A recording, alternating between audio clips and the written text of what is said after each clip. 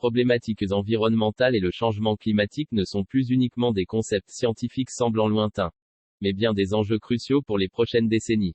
Ces problématiques créent de nouveaux risques et de nouvelles menaces pour l'Europe et le reste du monde. C'est dans ce cadre que s'inscrit le Green Deal de l'Union européenne. Le Pacte vert est un ensemble de mesures prises par l'Union européenne afin de combattre le changement climatique. L'Europe souhaite, au travers de ces mesures, transformer l'économie du vieux continent en une économie moderne, qui utilise de manière efficiente les ressources, tout en restant compétitive. Ce Green Deal vise notamment l'atteinte de deux objectifs centraux, une réduction des émissions de gaz à effet de serre de 55% d'ici à 2030, la neutralité carbone d'ici à 2050, en ligne avec l'accord de Paris.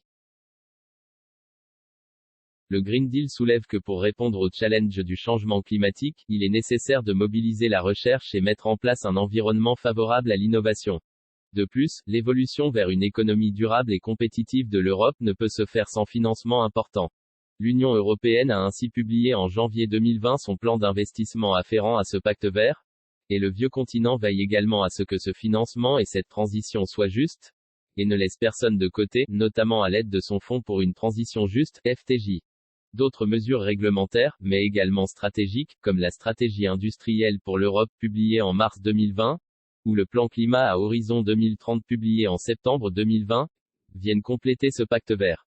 Les ambitions principales affichées sont notamment de parvenir à un environnement sans substances toxiques, avec un système alimentaire juste, sain et durable, où les écosystèmes et la biodiversité sont préservés. L'objectif d'une énergie propre, abordable et sûre est également mis en avant, ainsi qu'une volonté de mobilisation de l'industrie afin de parvenir à une économie propre et circulaire, tout en rendant l'utilisation des ressources la plus efficiente possible.